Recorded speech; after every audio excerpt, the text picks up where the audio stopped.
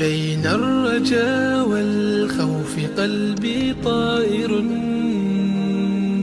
ومن اليقين النور بيض جوانحي، فوق السحاب يطير حرا مدركا نسمو كماله، للكون وجه آخر نحيا.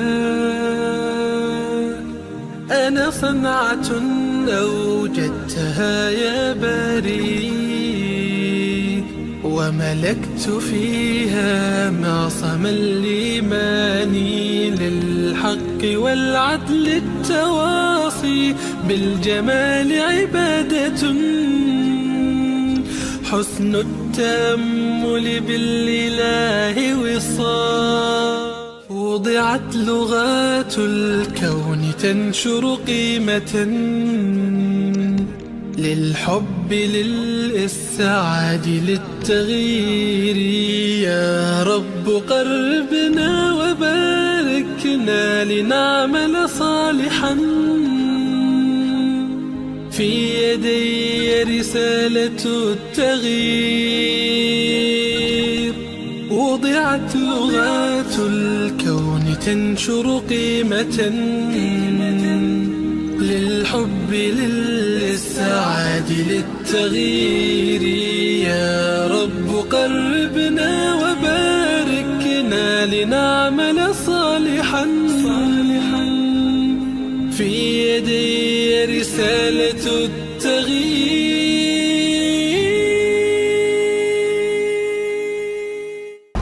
Bismillahirrahmanirrahim. Assalamualaikum warahmatullahi wabarakatuh.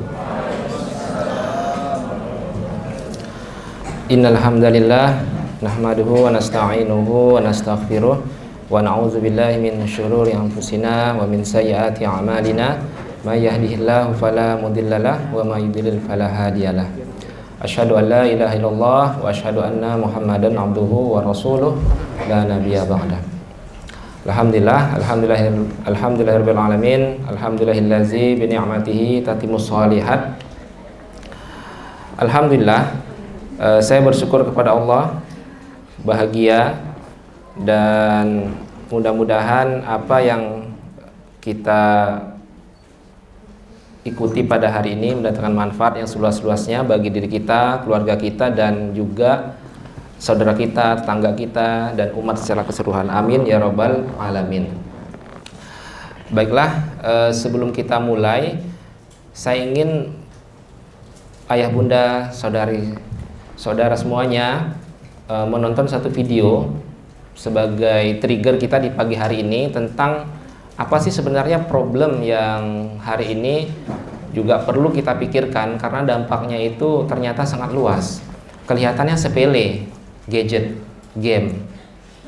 Jarang sekali kajian-kajian ilmiah di masjid-masjid membahas masalah ini. Padahal sebetulnya ulama sudah menaruh perhatian besar.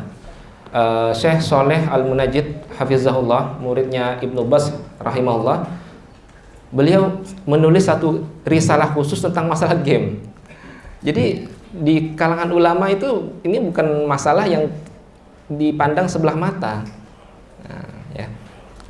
Baik, kita lihat satu video. Ini mungkin pernah kita hadapi ya. Seorang anak lagi main game, lagi main HP, ibunya ngomel-ngomel gitu ya. Mari kita saksikan bersama.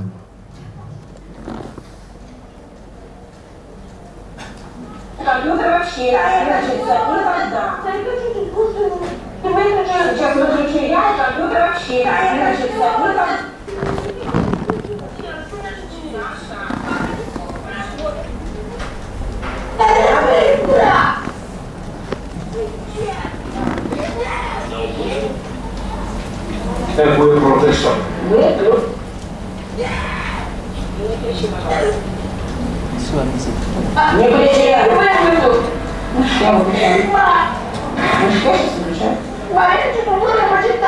Bapak, Ibu, saudari, saudara semuanya, kalau kita menghadapi kondisi yang seperti itu, ya, kondisi yang seperti itu, solusinya gimana gitu. Nah, solusinya bisa menjadi dua. Apakah kita punya ilmu atau tidak? Nah, kalau kita tidak punya ilmu, maka solusinya adalah emosi, marah, ngomel. Bahkan yang lebih tragis adalah ya seperti ini. Nih. Nah, nih.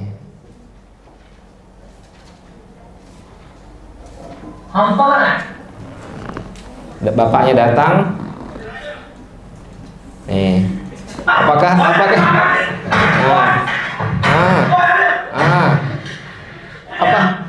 apakah ini solusinya? Oke, bagi yang saat ini mungkin Bapak Ibu Ayah Bunda yang anaknya sekolah di pondok, atau mungkin ada di sini para asatidz, ustadz, ustazah yang mengasuh pondok, kalau ketahuan anak didiknya membawa HP, apakah solusinya seperti ini?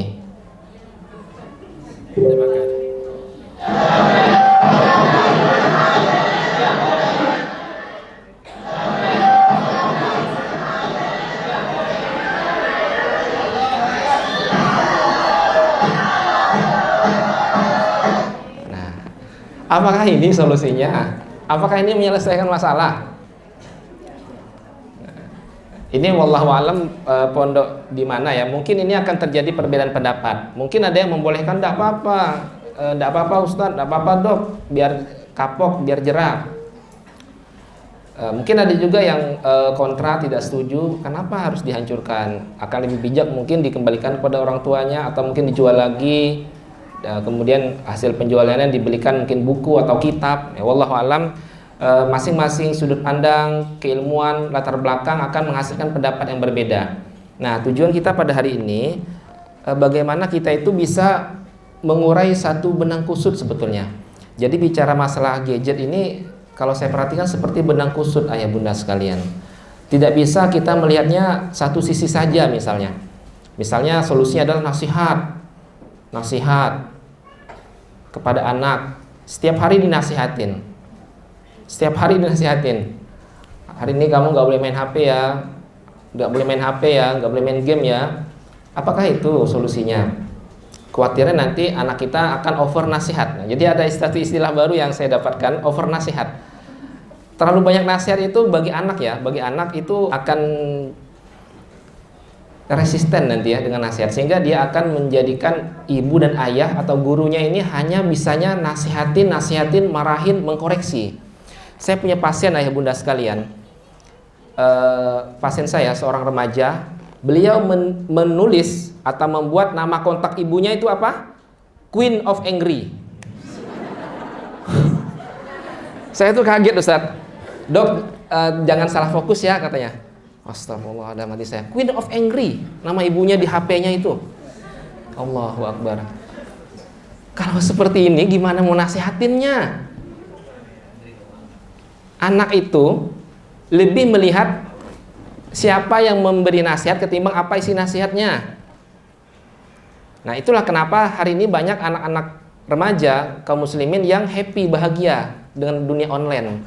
Karena di situ ada penghargaan, ada penghormatan, ada reward, ada bahagia dengan teman-temannya sama dunia online. Nah, apakah ini yang menjadi satu hal yang satu hal yang tidak perlu kita perhatikan?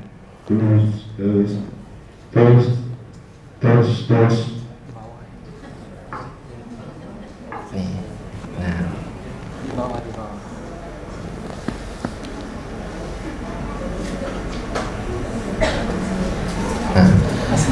Jadi ayah bunda sekalian, saya berusaha untuk membuat satu presentasi yang mudah-mudahan ini komprehensif, lengkap ya, karena materi saya ini saya gabungkan dari beberapa seminar, baik itu yang sifatnya porsinya lebih banyak psikologis gitu ya, tapi porsi dalil Al-Quran dan Sunnahnya sedikit, atau seminar atau kajian yang sifatnya porsi Quran dan Sunnahnya lebih besar ketimbang sisi psikologisnya. Nah, saya berusaha untuk berada di tengah, menggabungkan teori-teori ini, sehingga pemahaman kita itu bisa menjadi utuh dan solusinya juga menjadi lengkap.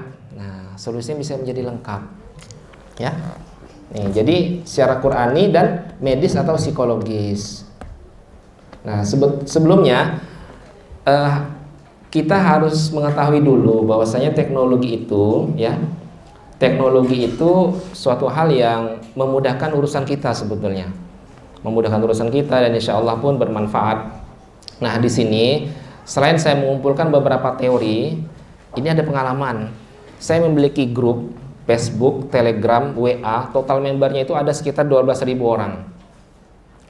Kebanyakan isinya itu curhat baik itu remaja, dewasa, bahkan yang sudah berumur lanjut pun banyak sekali yang saya temukan. Ternyata pola-pola masalah psikologis saat ini di negeri kita itu kurang lebih sama. Apakah itu seputar stres, depresi, cemas, belum lagi yang sifatnya adiksi atau kecanduan, kebiasaan-kebiasaan buruk, ya, kebiasaan-kebiasaan buruk yang sulit sepertinya bagi mereka untuk keluar dari kebiasaan tersebut. Nah, ini dia. Nah, ternyata ayah bunda sekalian, teknologi itu ya harus kita gunakan supaya kita jadi pemenang, bukan menjadi korban teknologi. Ini contohnya. Saya bertemu dengan ayahnya Ahsani. Jadi Ahsani ini juara 1 Hafiz Indonesia 2016, 6 tahun yang lalu. Ya. Jadi beliau ini di usianya 10 tahun hafal 30 juz Al-Qur'an. Jadi mulai 6 tahun 10 bulan sudah 30 juz, tinggal di murojaah aja. Nah, di usia 10 ikut lomba Hafiz, dapat juara 1. Dapat hadiah lumayan banyak hadiahnya, dapat 100 juta, bantuan pendidikan, dapat 3 paket umroh, Masya Allah. Nah, saya ngobrol sama ayah beliau. Nah, ini mungkin jarang disampaikan apa rahasianya.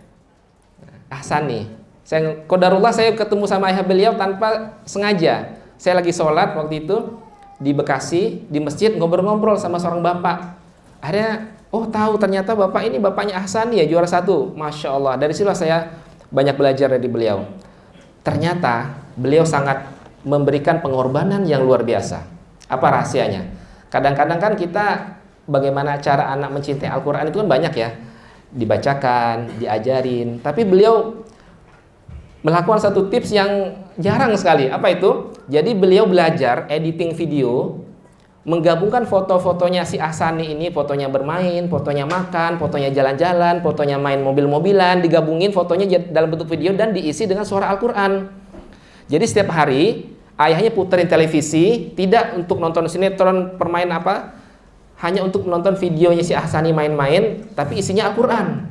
Masya Allah, gitu aja Pak? Iya gitu, katanya. Allahu Akbar. Jadi setiap hari nonton video isinya tentang dia, tapi suaranya Al-Quran. Ngajinya bagus sekali Ahsani, Masya Allah. Lantas, tapi saya dengar kok ngajinya bagus Pak. Emang bisa anak kecil diajarin ngaji sebagus itu? Tidak apa-apa katanya. Yang penting hafal dulu, nanti baru ditahsin. Saya carikan guru tahsin katanya. Masya Allah, Allahu Akbar. Ini namanya seorang ayah berkorban untuk teknologi, untuk anaknya. Jadi seperti ini.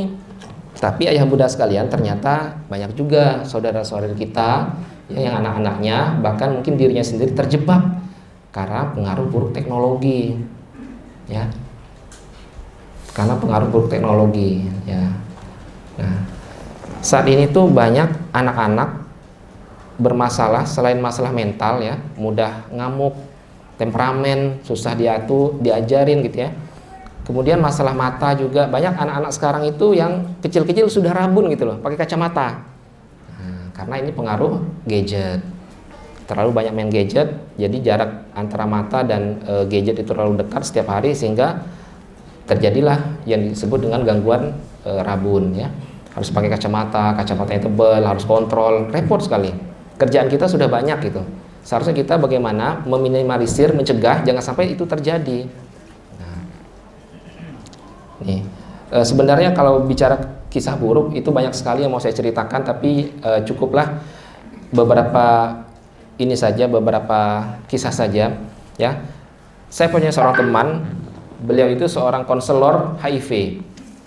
Beliau kerja di rumah sakit, seorang konselor HIV. Jadi pasien-pasien HIV yang pengen melanjutin obat, beliau ini konseling dulu sama beliau. Saya tanya, Dan beliau adalah mu'alaf, Masya Allah. Beliau seorang Tionghoa mu'alaf.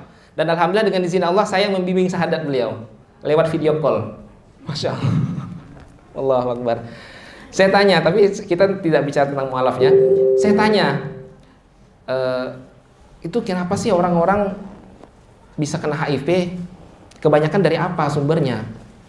Banyak usia muda katanya. Banyak usia muda terkena HIV karena seks bebas. Kok bisa? Banyak juga yang karena kenal lewat Facebook. Lewat Facebook, main Facebook online, kenal dengan orang asing. Oh sepertinya lewat tulisan ini kok orang ini baik sekali ya, orang ini menyentuh hati ya. Di rumah ibunya marah-marah terus, ayahnya marah-marah terus. Kamu udah sholat belum? Kamu bacaan Quranmu gimana? Hafalan Quranmu gimana? Nilaimu jelek. Wah, di rumah seperti itu.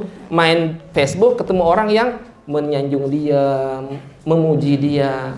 Kira-kira secara naluri manusiawi gitu ya. Orang itu lebih luluh hatinya dengan yang mana, Pak? Tentulah dengan orang yang memuji, menyanjungnya. Akhirnya naudzubillah, Pak, terjadi seks bebas, kena lewat Facebook, terkena HIV. Harus minum obat seumur hidup. Naudzubillah min dzalik. Semoga Allah Subhanahu wa taala melindungi kita, keluarga kita dan semua anak-anak kaum muslimin. Amin ya rabbal alamin. Nah, ada yang berargumen, "Dok, enggak apa-apa anak saya main HP. Kan pinter, kecil-kecil sudah pandai main HP, sudah bisa ngetik-ngetik. Toh tujuannya belajar." Baik. Ternyata survei membuktikan, survei ini dilakukan di Asia, ditanya para orang tua. Nah, ternyata memang harapan orang tua itu 85% pengennya anak itu kalau main gadget itu untuk tujuan pendidikan. Pendidikan ya. Tapi kenyataannya apa? Kenyataannya ternyata porsi yang paling besar anak dikasih HP bukan pendidikan, porsi yang paling besar 72% game. Lantas udah apa-apa lah dok main game gitu ya, kan mengasah kecerdasan. Nah, oke. Baik, seperti yang Ustadz Mas'ud Hafizahullah tadi sampaikan, memang zaman dulu sama zaman sekarang beda gamenya. Zaman dulu banternya itu, seingat saya ya, gamenya itu Tetris, nyusun-nyusun balok, yang hitam putih itu loh, gamebot. Nah, zaman sekarang gamenya online. Gamenya online, dia bisa berinteraksi dengan seluruh orang di seluruh dunia. Yang kita tidak tahu orang ini apa, baik atau tidak, ya. Berinteraksi dengan orang seluruh dunia. Ada pasien umur 14 tahun sudah menjadi gay. Tahu gay, Pak? 14 tahun gay, ibunya seorang pengacara. 14 tahun sudah jadi gay, suka sesama jenis dan punya pacar sesama jenis laki-laki. 14 tahun, mau tahu dari mana kisahnya? Jadi dia sering main TikTok. Main TikTok ketika pandemi kemarin kan anak-anak sering main HP, main TikTok. Nah, di TikTok itu ada link grup WA. Link grup WA, masuklah ke grup WA dan ternyata grup WA para gay. Jadilah dia gay jadinya. Akhirnya ibunya baru sudah terjadi seperti ini, ngelapor, marah-marah ibunya. "Saya laporkan kamu." Wah, ibunya pengacara. Ini sudah terjadi. Alangkah lebih baiknya kalau sejauh hari ya, dini hari sudah dicegah, jangan sampai itu terjadi ya. Oke. Nah, ternyata survei membuktikan 99% anak main HP itu di rumah. Artinya apa? Bisa kita kontrol seharusnya. Karena 99% di rumah mainnya. Ya. Nah, ini dia. Ayah bunda sekalian, jadi salah satu masalah kita saat ini termasuk juga di kalangan kaum muslimin, baik itu yang sudah ngaji atau belum ngaji, itu ya ini. Ya. Hilangnya atau sedikitnya peran ayah dalam pendidikan anak. Memang sih seorang ayah, seorang suami bertugas mencari nafkah ya. Ya. Tapi mari kita semuanya kembalikan pada Al-Qur'an. Ya. Di dalam Al-Quran itu lebih banyak dialog ayah dan anak atau ibu dan anak. Nah, Luqman sama siapa? Ngobrol ayahnya, Quran surah Luqman. Yusuf ngadu tentang saudaranya dengan siapa? Tentang mimpinya dengan siapa? Dengan ayahnya. Ya. Ismail ngobrol sama siapa dalam Al-Quran? Ayahnya. Bahkan Nabi Ibrahim alaihissalam, ya, Khalilullah, kekasih Allah, dalam Al-Quran surah As-Saffat ayat 102, beliau kan dikasih perintah oleh Allah, kan? Dikasih perintah oleh Allah buat ini apa? Ada perintah untuk Ismail. Nabi Ibrahim nggak langsung laksanakan, siap langsung laksanakan. Tapi beliau apa? Dalam bahasa Al-Quran, pikirkanlah bagaimana pendapatmu. Masya Allah, ini satu kalimat ini kalau kita kaji, ini sangat mendalam dari sisi psikologis. Bagaimana ayah ini meminta pendapat anaknya. Ada interaksi dialog di sini. Interaksi dua arah.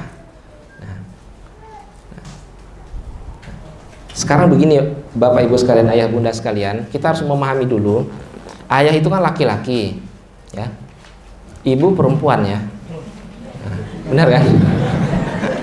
Tapi ada di luar negeri sana, ayahnya laki, ibunya juga laki. Oh, astagfirullahaladzim. Maka kita harus definisikan dulu ini. Nah, secara psikologis, ya, kita melihat Allah Subhanahu Wa Taala, ya, dengan kehendaknya banyak dialog anak dan ayah dalam Al-Quran, karena memang sebetulnya porsi ayah, porsi suami, porsi laki-laki itu harus banyak dalam pendidikan anak. Harus banyak. Kenapa harus banyak? Dok, kan suami udah sibuk cari kerja, dok, masa harus ngurusin anak lagi gitu. Begini. Kita harus tahu dulu psikologis laki-laki dan perempuan. Laki-laki dan perempuan. Kesaksian laki-laki sama kesaksian perempuan itu lebih kuat mana? Laki-laki. Nah, artinya dengan segala kelebihan seorang wanita, dengan semua kelebihan seorang wanita, tapi laki-laki di sini porsi akalnya, ya, akalnya, nalarnya itu lebih kuat dibanding perempuan. Bahasa mudahnya begini. Bahasa mudahnya, laki-laki itu lebih mudah untuk menghadapi persoalan-persoalan rumit, jelimet ketimbang perempuan. Itulah bahasa mudahnya. Nah, kalau wanita itu lebih memainkan perasaan. Anak misalnya dibully oleh temannya di sekolah, ngelapor sama ayah sama ibu itu seharusnya beda. Kalau ngelapor sama ibu, "Ma, aku dibully di sekolah, dikata-katain, dijelek-jelekin." Mungkin ibunya nangis gitu ya. Nangis. Mungkin ibunya sedih gitu. Belum lagi cucian banyak. Masak belum banyak. Tapi kalau ngadu sama ayah, seharusnya ayah bisa lebih wise, lebih tenang dalam memberikan solusi. Kenapa? Aku dipukul di sekolah. Oh, gimana ceritanya? Nah, seperti kisahnya Nabi Ibrahim. Coba ceritakan apa yang terjadi. Jadi kita itu laki-laki seharusnya, ya, tema mengendalikan akal, tema mengajari nalar itu sebenarnya temanya laki-laki gitu loh. Tapi masalahnya, masalah anak saat ini porsi ayah hilang atau sedikit. Itu masalahnya. Ini sebetulnya butuh kajian khusus, ya, tapi ini sebagai awal aja. Mudah-mudahan kita pada hari ini, para ayah semuanya, kebetulan saya banyak bicara di sini, depan adalah para ayah. Mari kita kembali lagi kepada anak kita. Itu pesan yang ingin saya sampaikan. Kembali, sesibuk-sibuknya apapun kita di luar rumah, jangan lupakan anak kita. Kita itu alhamdulillah dengan izin Allah sudah memberikan kita itu akal yang lebih ketimbang kaum wanita gitu loh. Kaum wanita itu lebih porsinya lebih menang perasaannya. Lantas apa hikmahnya, Dok? Nah, ini sebetulnya butuh kajian lagi, tapi secara singkat, hikmah Allah Subhanahu wa taala memberikan perasaan yang lebih pada seorang wanita ketimbang pria, karena wanita itu apa? Mengandung, Pak. 9 bulan. Jadi ketika 9 bulan dia lihat perutnya, ya Allah, mudah-mudahan anakku jadi anak yang sehat. Coba Bapak 9 bulan ngandung, bisa nggak? Memang nggak akan bisa. Tapi coba deh, ada beras gitu kan 3 kilo, Bapak tempel di perut 1 hari aja, nggak tahan, Pak. Nah, itu hikmahnya. Nanti seorang ibu, seorang wanita ke depannya akan apa? Menyusui anaknya. Itu dia harus butuh perasaan yang kuat.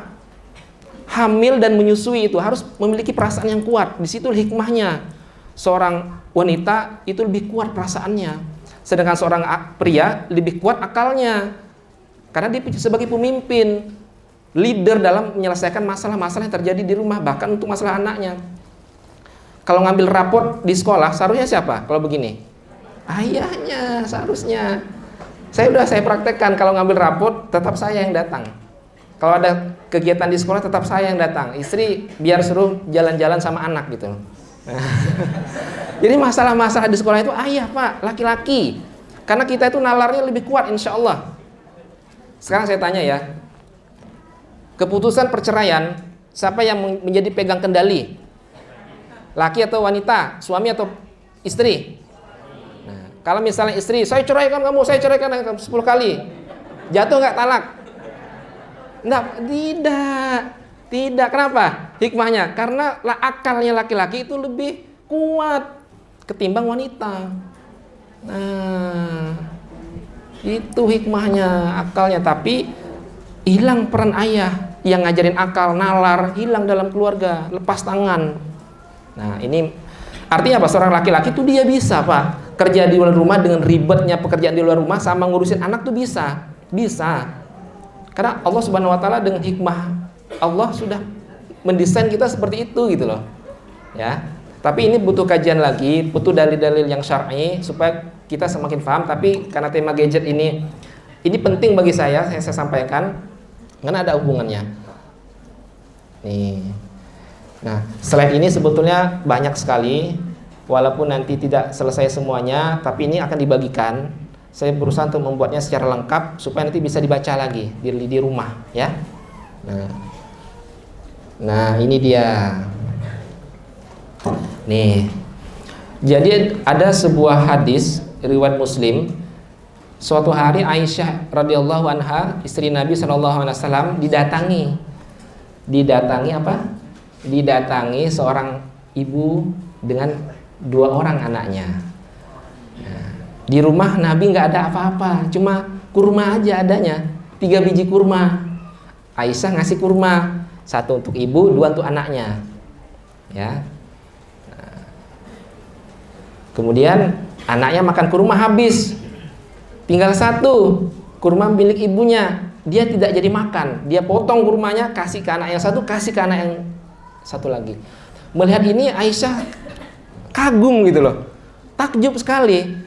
Kemudian datanglah Rasulullah, beliau cerita, ya Rasulullah begini. Apa kata Rasulullah? Allah Subhanahu Wa Taala memasukkan ibu ini ke dalam surga dan membebaskannya dari neraka. Masya Allah, ya Allah, ya Rabbi. Bayarannya mahal sekali ya.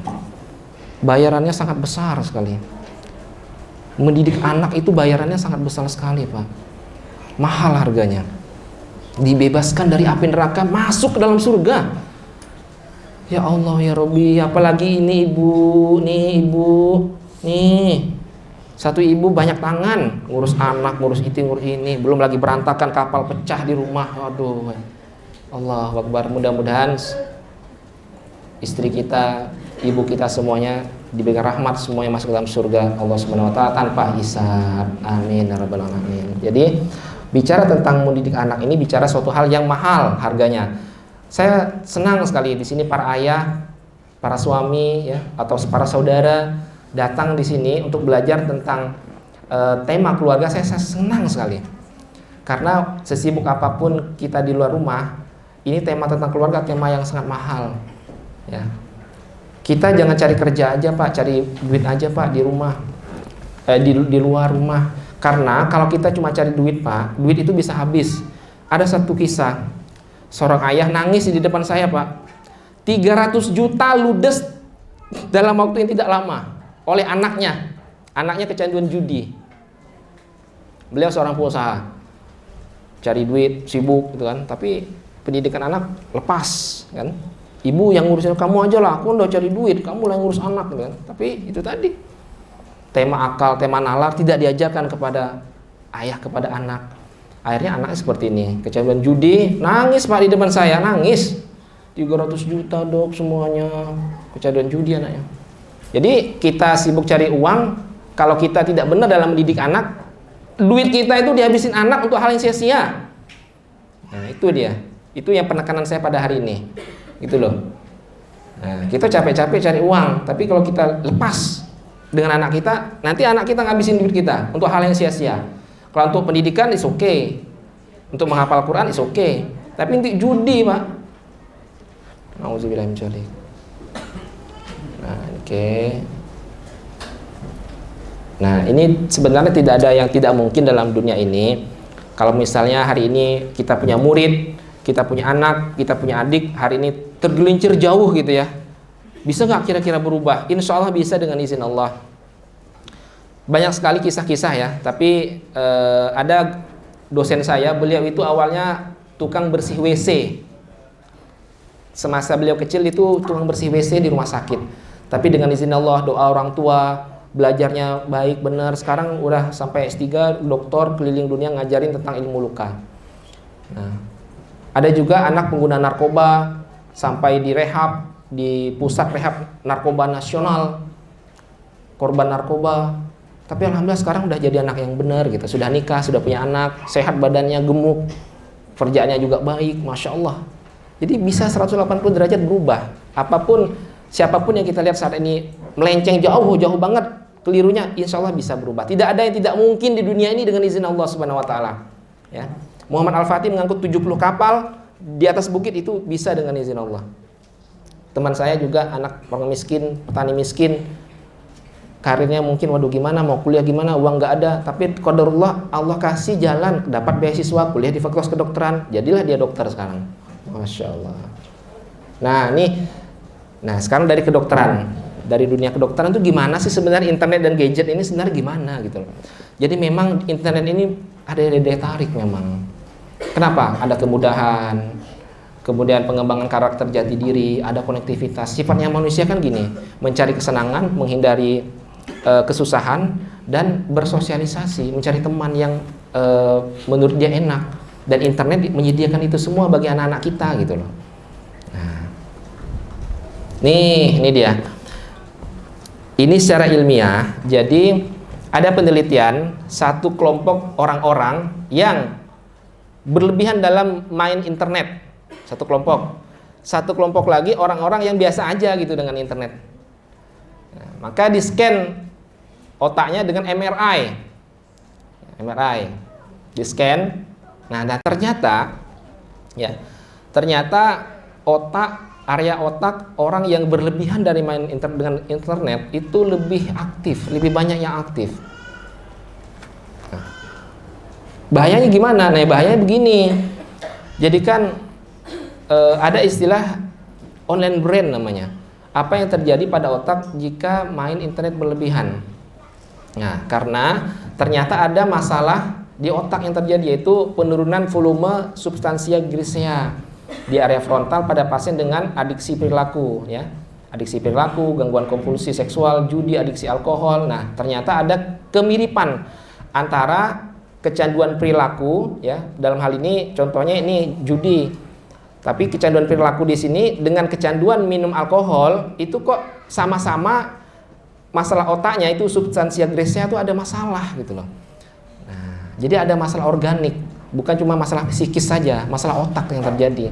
Sehingga di video tadi yang kita lihat, seorang anak ngamuk-ngamuk, memaki ibunya, iritabilitas gitu ya. Nah, itu yang terjadi. Sudah terjadi masalah otak di situ nih. Tidak fokus pada perhatian, daya ingat menurun, kognisi sosial terganggu, sensitif, dan lain sebagainya macam ya. Jadi ini bicara masalah adiksi, itu bukan cuma masalah psikologis, tapi masalah otak juga. Maka kompleks. Nih. Saya sampai jam berapa, Ustaz? Masih lama deh. Masih lama. 9.45. Oke. Nih. Kecanduan, ketergantungan atau addiction bahasa Inggris, atau adiksi. Apa sih adiksi itu? Jadi pola penggunaan jaringan internet berlebihan. Nah, berlebihan. Pikiran terus-menerus untuk menggunakan internet, atau misalnya game di sini, adiksi game kita ganti, yaitu pola penggunaan game yang berlebihan dan pikiran terus-menerus untuk selalu menggunakan game secara tidak sehat ya. Nih, 4 ciri seseorang bisa kita katakan dia ini kecanduan. Nah, ini 4 ciri ini boleh dihafalkan. 4 ciri. Kapan kita mengatakan, oh jangan-jangan anak saya ini sudah kecanduan. Oh jangan-jangan murid saya ini sudah kecanduan. Oh jangan-jangan santri saya ini kecanduan. Atau oh jangan-jangan saya sudah kecanduan nih, main game gitu misalnya, atau main internet. Nih 4. Pertama, hilang kontrol udah. Durasi berjam-jam, nggak bisa ngontrol diri. Onset, mulai main game, bangun tidur, celang mata bukannya alhamdulillahillazi, tapi cari HP, game, lanjutkan game yang tadi malam. Ada yang kayak gitu Pak. Konten, isi juga nggak bisa ngontrol lagi, semuanya. Baik itu yang merusak otak, yang nggak merusak otak, yang asusila, yang sesuai norma, dibabar habis semuanya. Frekuensi juga, satu hari bisa berkali-kali main game, main internet misalnya. Nah, kemudian ada dampak fisik. Dampak fisiknya macam-macam ya. Ada yang mata sudah mulai kabur, sering sakit mata, mata kering, atau misalnya pada anak-anak obesitas, kurang gerak. Karena kalau main HP itu kan nggak gerak Pak, tinggal duduk nyantai main gini aja kan, nonton gitu ya. Nah, gangguan emosi juga, perilaku kayak tadi video tadi ya. Kemudian yang ketiga, memprioritaskan main gadget, main game, main HP, main internet daripada hal yang lain gitu. Nah, disuruh sholat, nanti dulu, game belum selesai. Ada PR, tidak mau dikerjakan karena game belum selesai. Lagi medsosan sama teman-teman. Ada prioritas yang berubah gitu loh. Prioritasnya sudah berubah. Yang keempat, sudah ada masalah, sudah ada dampak negatif tapi tetap main gitu loh. Nah, misalnya nilai jeblok, nggak naik kelas misalnya ya, atau misalnya mata kabur tapi tetap main gitu, walaupun sudah ada dampak negatif yang merugikan diri sendiri tapi tetap main, nggak bisa lepas karena sudah adiksi, kecanduan ya. Kalau bicara kecanduan itu bicara neurotransmitter di otak kita, namanya dopamin namanya. Nih, pernah nggak kita itu, bukan kita ya, pernah nggak melihat orang atau siapapun yang di sekeliling kita kok kayaknya ini ya harus update gitu loh. Nah, apa-apa harus update, harus sesuai dengan kekinian. Itu ada istilahnya FOMO namanya, fear of missing out. Nah, jadi harus mengetahui atau ngikuti semua tren, update gitu ya. Nah, ini rentan remaja, anak-anak kita kayak gitu, FOMO, fear of missing out. Pokoknya segala sesuatu dia harus tahu gitu. Berita apa harus tahu, game apa harus tahu, postingan selebriti yang terbaru apa, kisah selebriti apa yang terbaru ya. Ada juga di tema kekinian ini namanya phantom vibration syndrome. Jadi kok kayak ngerasa getaran HP, notifikasi, tapi sebenarnya HP-nya nggak getar. Ada yang seperti ini. Ada juga nggak mau interaksi di dunia nyata, fubbing, phone and snubbing. Asik dengan HP ya. Nah, mengganggu masalah tidur juga. Nah, ini dia. Solusinya gimana pencegahannya? Nih. Saya mulai dari rumus. Nah, rumus 3D18 itu rumusnya. Nah, 3D18 ya. Ya. Anak, remaja, siapapun itu boleh main gadget, boleh main internet, boleh. Syaratnya 3D18 syaratnya. 1, diajari. Kita nggak bisa ngasih HP ke anak kita tanpa kita ajari, nggak bisa. Harus kita ajarin penggunaannya, apa yang boleh, apa yang tidak boleh. Diajarin, nah HP ini, internet ini banyak juga mudorotnya, banyak yang tidak senonoh juga. Akhirnya alhamdulillah anak saya bisa mengkoreksi gitu loh. Mengkoreksi adiknya. Bi katanya, tadi itu si F, anak saya, nonton kartun kantornya enggak senonoh Bi. Oh iya Kak, jadi kita ada teman dalam mengkoreksi gitu loh. Nah, harus diajarin dulu. Nah, aurat itu seperti ini. Itu orang barat nak, kita orang muslim. Nggak usah nonton film barat karena membuka aurat. Diajarin. Nah, yang kedua dibatasin. Nah, dibatasin. Sebetulnya kalau menurut panduan WHO itu ada ini ya, rentang umurnya gitu ya. usia berapa, misalnya 0 sampai 1,5 tahun sama sekali tidak boleh dikasih HP kata WHO. Tidak boleh bayi 0 sampai 1,5 tahun dikasih HP. Walaupun cuma film kartun atau mungkin video ngeji gitu, jangan Pak. Suara sih, kalau suara sih nggak apa-apa ya.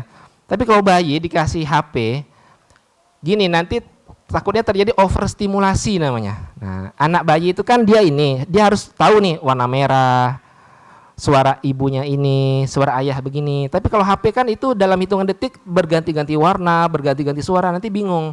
Itu nanti terjadi namanya keterlambatan bicara, speech delay, keterlambatan belajar, karena itu tadi overstimulasi ya, masalah otak.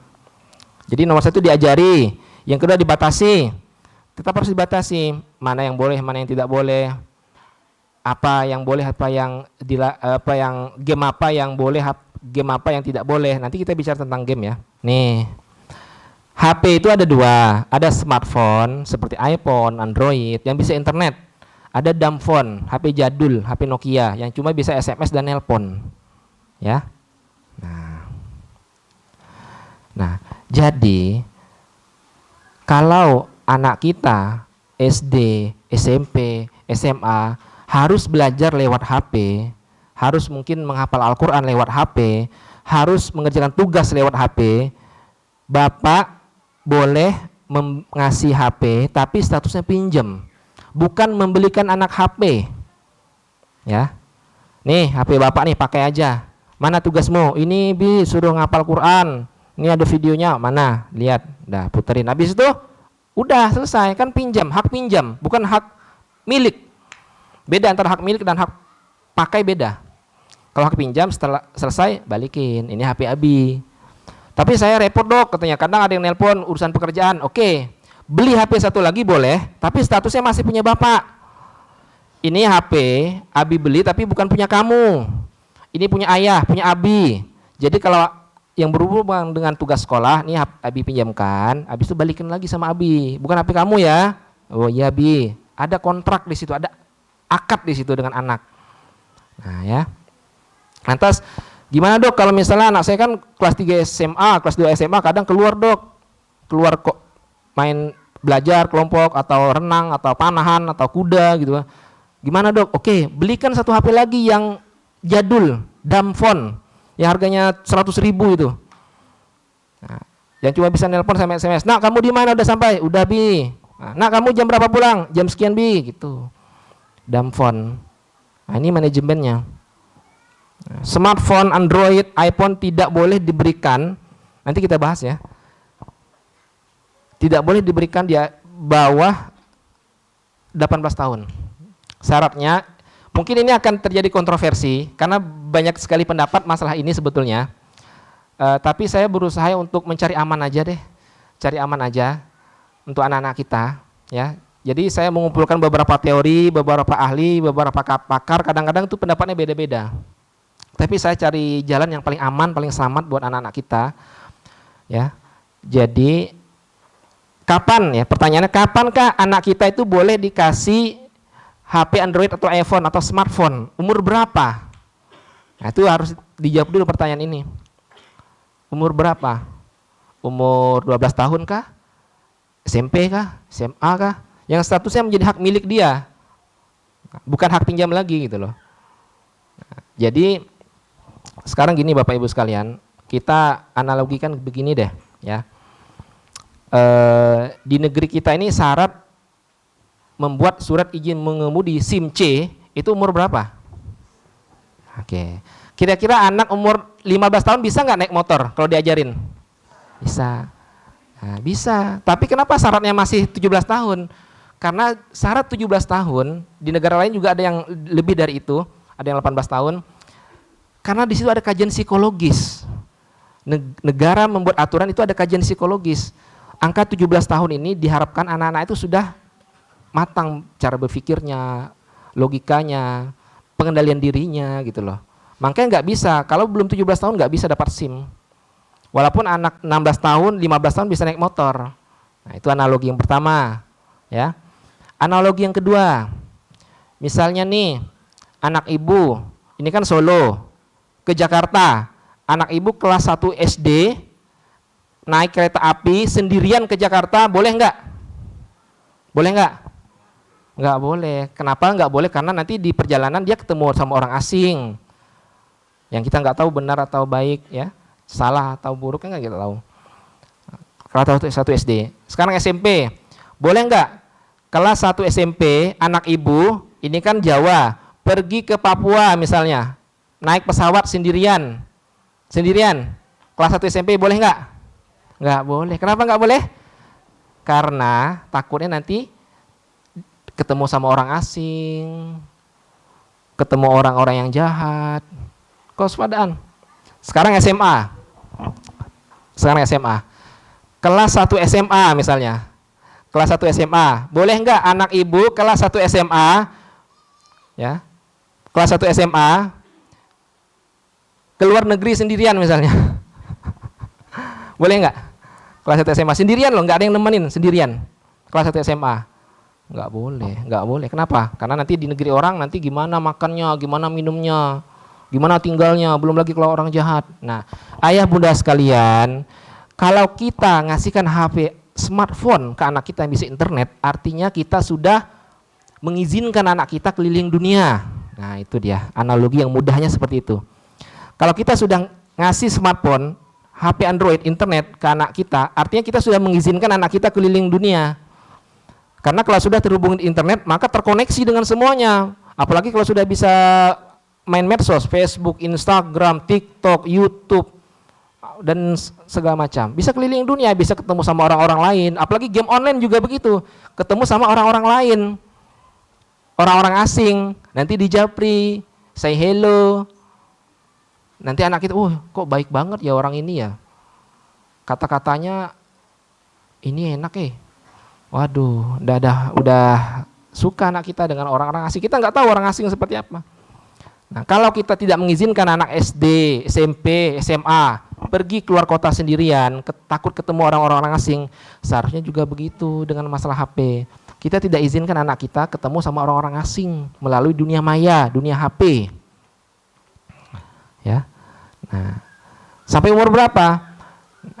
Sampai umur berapa? Anggaplah angka 18 tahun. Angka 18 tahun, tapi juga masih ada syaratnya. 18 tahun, tapi kita anggap syarat dia ini sudah bisa bertanggung jawab gitu loh.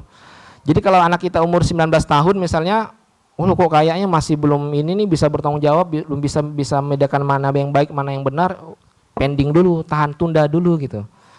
Ini kapan ngasih HP gitu ya, sebagai hak milik, bukan hak pinjam lagi. Ini angkanya. Ya. Jadi mari kita perbarui lagi akad kita sama anak kita. Kalau hari ini ada anak kita kelas 1 SMP, dia sudah punya handphone sendirian, bukan sebagai statusnya hak pinjam lagi, sebagai hak milik sudah.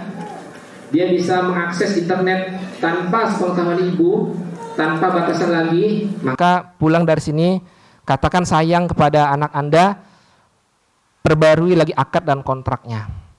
Nah, Abi sama Umi ini sayang sama kamu. Katakan sayang dulu. Abi sama Umi minta maaf kalau selama ini banyak salah gitu kan. Banyak marahin kamu apa segala macam. Nah, kita ajak anak kita ngobrol tentang HP. Ya.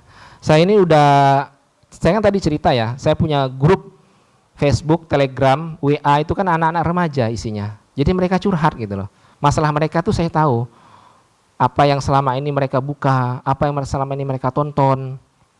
Waduh Pak, kalau diceritain sedih rasanya. Terutama itu masalah pornografi sekarang. Berat sekali. Bukan masalah ringan lagi. Ya. Orang Amerika itu sekitar 10 tahun yang lalu sudah menulis buku judulnya The Drug of New Millennium. Orang barat. Namanya Mark Castelman. Nulis buku judulnya The Drug of New Millennium. Kalau terjemahkan bahasa Indonesia itu narkoba milenium baru. Beliau di situ membahas masalah pornografi, orang Amerika. Awalnya beliau mengira, si Mark ini awalnya mengira pornografi itu hiburan awalnya, menurut si Mark ini. Karena dia awalnya juga suka. Anaknya juga, ini hanya hiburan. Tapi ternyata beliau melihat ada masalah sosial yang terjadi di Amerika. Pemerkosaan semakin menjadi-jadi, pelecehan semakin menjadi-jadi. Akhirnya beliau meneliti gitu loh. Oh ternyata nggak bisa katanya. Pornografi adalah narkoba. Ini bukunya. Wah nanti ya, masih panjang slide-nya. Nah ya, ada nanti kita sampai kok insya Allah. Nah oke. Itu kata Mark ya, bukan kata saya. Mark Castelman. Ini nanti bisa dibaca aja, manajemen game. Nah nih, ayah bunda sekalian, ini semuanya zona merah bagi anak kita. Zona merah. Artinya apa? Artinya benar-benar harus perhatian gitu loh. Nah, ya. Nanti mungkin kita akan diskusi ya, gimana caranya supaya anak itu bisa diam, bisa happy tanpa HP. Mungkin kita bisa diskusi. Nggak bisa, kita nggak bisa ngasih HP untuk anak kita Pak. Smartphone dengan hak milik nggak bisa ya. Saya itu udah ini gitu loh, saya itu udah banyak dapat curhatan. Begini dok ya. Hati-hati.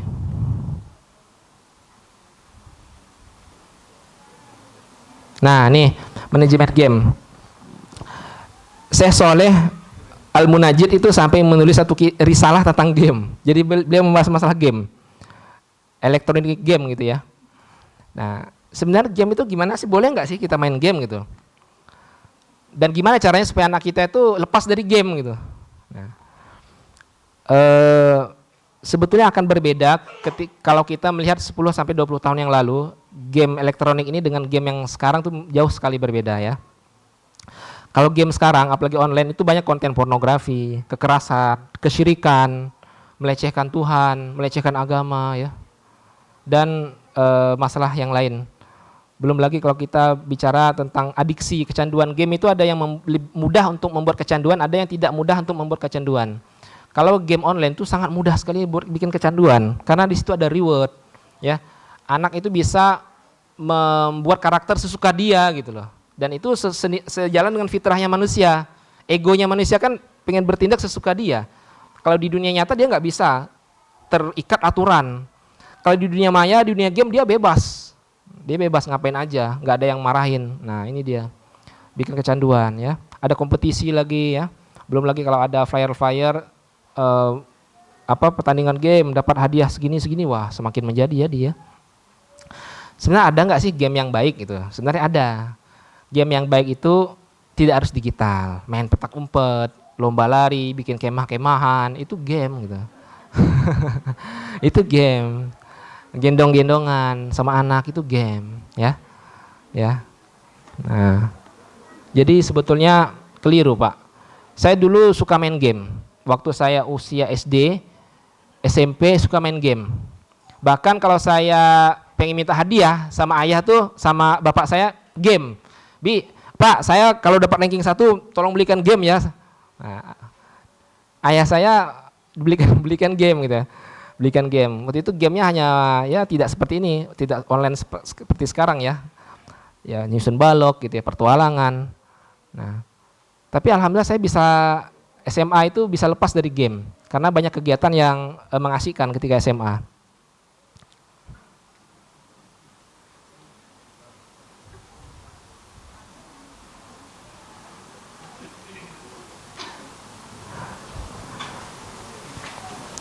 Kalau menurut saya ya, walaupun saya itu punya akun Instagram, tapi saya sebetulnya jarang sekali buka Instagram. Saya hanya posting buat kegiatan-kegiatan saya aja. Karena entah Facebook, Instagram, TikTok, apalagi Telegram, Twitter, YouTube, bahkan YouTube Kids pun sama.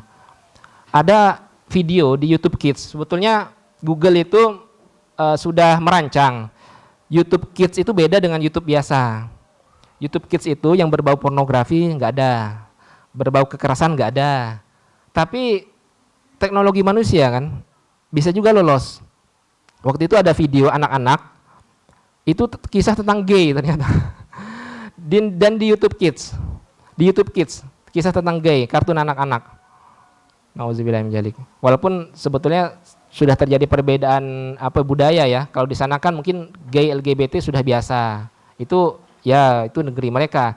Sekarang agama kita, negeri kita tentu kan berbeda ya.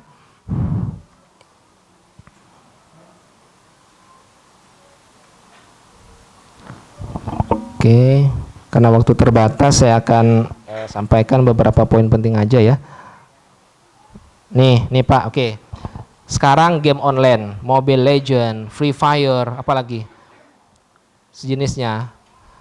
Ayah bunda sekalian, isinya itu selain berbau pornografi, kekerasan ya. Coba kita lihat deh.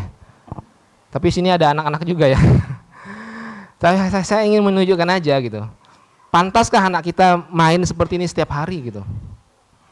Pantaskah anak kita main setiap hari seperti ini? Saya cepetin aja ya nih, kayak gini, kayak gini, kayak gini, kayak gini, kayak gini.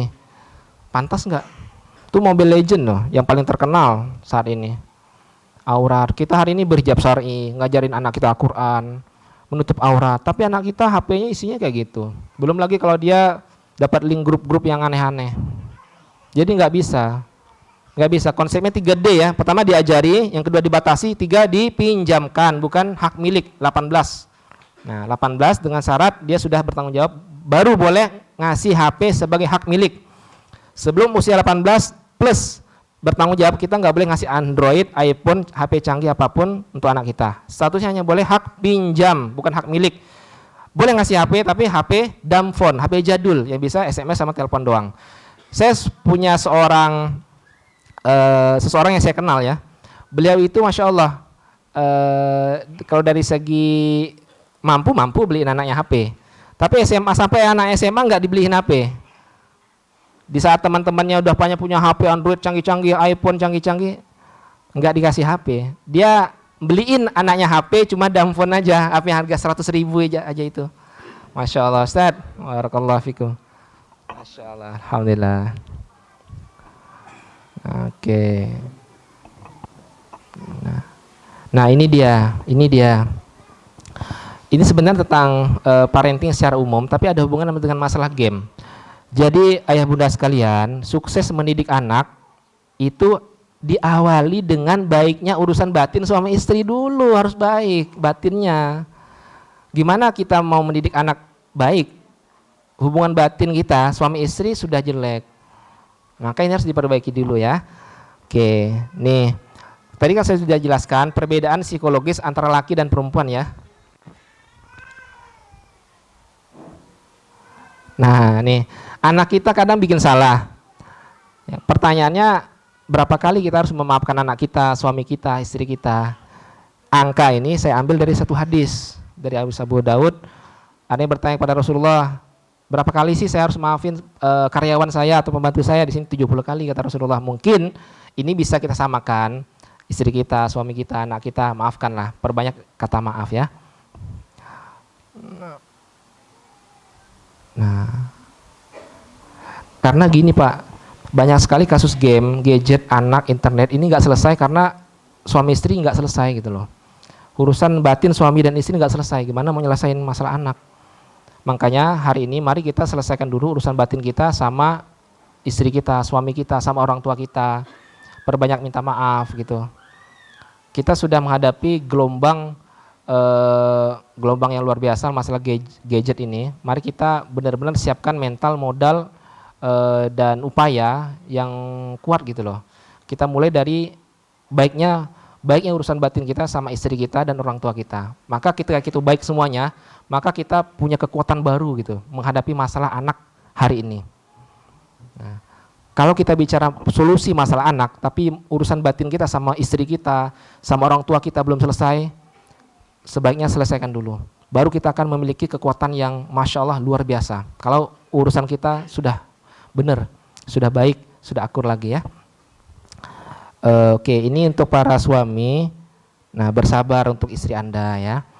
Nah, kata Rasulullah, janganlah seorang laki-laki beriman membenci seorang wanita beriman, seorang istri. Jika tidak suka dengan tabiatnya satu, mungkin ya suka tabiat yang lain, kata Rasulullah. Ada satu rahasia, ini ada di sebuah kitab ya. Kisah rahasia seorang ulama, seorang syekh. Tidak disebutkan nama syekhnya siapa. Jadi yang cerita ini muridnya. Muridnya berkata, syekh saya menceritakan satu rahasia tentang rumah tangganya, kata beliau. Bahwasanya 40 tahun hidup bersama istrinya itu, istrinya ya inilah kurang cocok gitu ya, kurang cocok, tidak menyenangkan perasaan saya, kata beliau. Bahkan secara hiperbola, maksudnya bahasa yang berlebihan, beliau mengatakan Tidak ada satu hari pun yang menggembirakan saya katanya. Ini berlebihan, wallahu alam ya, berlebihan banget gitu ya. Tapi memang gitu, kalimatnya seperti itu. Tidak ada satu hari pun yang menggembirakan saya. Saya rasa tidak ada orang yang mampu hidup sama dia katanya. Nah, tapi apa hikmahnya? Tapi alhamdulillah kata beliau, bersyukur pada Allah beliau punya istri seperti itu. Karena Allah mengkaruniakan saya anak-anak yang soleh, anak-anak yang berhasil. Nah, kemudian saya jadi sibuk dengan ilmu dan banyak menulis makalah-makalah, risalah-risalah yang saya harapkan ini menjadi amal jariah dan kemanfaatan bagi kaum muslimin katanya. Masya Allah. Mungkin kalau saya tidak sibuk dengan karya ilmiah, dengan karya-karya yang kebaikan, amal-amal soleh, amal-amal produktif, ya, mungkin kalau saya punya istri yang menurut solehah gitu ya, mungkin saya tidak akan sibuk itu dengan karya saya seperti itu. Ini bagi para suami gitu loh. Jadi hari ini mungkin kita tidak sesoleh ulama ini. Ini kisah nyata Pak, ada di sebuah kitab, bukan karangan saya. Mungkin kita tidak sesoleh Syekh ini gitu loh. Istri kita mungkin tidaklah sejahat istri beliau gitu ya. Sampai beliau mengatakan satu hari pun selama 40 tahun tidak ada mengembirakan saya katanya. Bayangkan Pak. Allahu Akbar. Ya.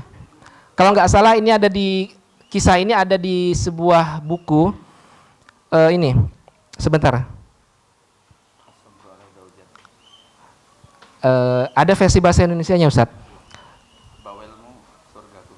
Wallahualam, mungkin benar bawelmu surgaku. Nah, ini untuk para suami ya. Maksud saya gini, urusan batin kita sama istri itu harus benar dulu gitu, selesai dulu gitu loh. Maka kita punya kekuatan yang kuat nanti menghadapi masalah anak. Nah, juga untuk para istri sabar dengan perilaku suami. Suami bisa berubah kok. Nah, ya. Kata Rasulullah apa? Jika seorang wanita sholat 5 waktu, puasa bulan Ramadan, menjaga kemaluan, mentaati suami, niscaya akan dikatakan padanya masuk ke dalam surga di pintu mana saja. Masya Allah, besar sekali. Ya, Masya Allah ya. Doa ya, tentang doa.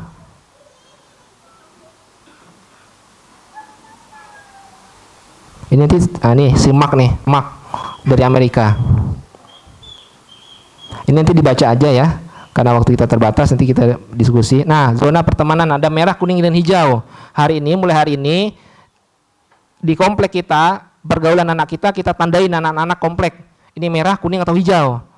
Kita sudah didik anak kita, tapi anak kita lepas aja begitu aja. Di pondok, di sekolah ngajarin kebaikan, tapi anak kita gaul dengan semua anak di komplek kita. Nggak peduli merah, kuning, atau hijau. Ini bahaya Pak. Ya, bahaya ya.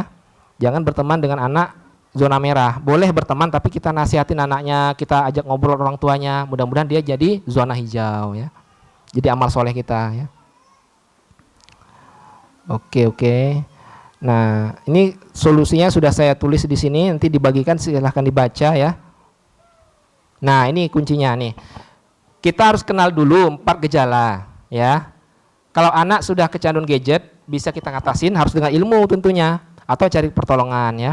Solusinya bukan marah atau mecahin HP kayak tadi ya, itu bukan menyelesaikan masalah. Nah, nih, jadi bagian 1 ayah bunda sekalian, mari kita perbaiki hubungan kita dengan orang tua kita ya. Berbakti pada orang tua, yakinlah insya Allah jika kita berbakti pada orang tua, yakinlah Allah dengan rahmat dan pertolongannya membuat anak kita juga berbakti kepada diri kita. Amin. Pahami psikologi orang tua, kalau jauh sering telepon ya, minta maaf kalau salah, minta doakan ya. Sering berikan hadiah untuk orang tua. Nah, diri kita sendiri akui kesalahan. Ya, akui kesalahan kita dalam mendidik anak ya. Perbaiki hubungan kita sama Allah, perbaiki sholat, zikir pagi sore, baca atau dengarkan Al-Qur'an, tahajud ya. Kemudian nih, lebih baik capek dan repot sekarang ketimbang capek dan repot nanti dalam mendidik anak atau manajemen gadget ya. Kenapa? Kalau hari ini kita batasin anak kita main HP, itu paling apa sih Pak? Guling-guling kan? Paling ngerewel kan? Teriak-teriak kan? Coba kita tidak punya otoritas. Itu anak kecil, kalau kita turutkan saja, nanti kalau sudah besar Pak, bukan cuma ngerewel guling-guling Pak, bawa parang. Pasien saya, takut pulang ke rumah, seorang ayah takut pulang ke rumah karena anaknya itu udah bawa parang mau bunuh bapaknya. Bayangkan, mau bunuh bapaknya, ayahnya nggak berani datang ke rumah atau nongolin wajahnya depan anaknya. Anaknya udah siap mau bunuh bapaknya. Pasien saya. Allahu Akbar. Nih. Nah, ini saya minta setiap kali melihat anak kita istighfar dan doakan ya. Nah, ini dia. Kemudian usahakan ada momen peluk anak kita, katakan sayang, minta maaf, doakan ya. Jadi Syekh Sa'ad Riyad Hafizahullah mengatakan satu rahasia bagaimana cara supaya anak mencintai Al-Quran. Jadi kata beliau, anak akan mencintai Al-Quran kalau dia mencintai guru atau orang tuanya. Karena jika dia mencintai guru atau orang tuanya, maka dia akan mencintai apa semua yang dicintai oleh orang tua dan gurunya. Nah, ini rahasianya, kata Syekh Sa'ad Riyad. Jadi buat anak kita kagum dan cinta kepada diri kita, maka insya Allah kita akan sangat mudah nanti mengendalikannya. Bahasa cinta seperti apa? Ada 5 bahasa cinta. Pujian, kebersamaan, hadiah, pelayanan, dan sentuhan kepada anak kita ya. Oke. Ini fase-fase ya. Oke, sampai jumpa. Alhamdulillah lebih 4 menit. Ini nanti kita bisa diskusikan lebih jauh ya. Sekian dulu dari saya. Assalamualaikum warahmatullahi wabarakatuh.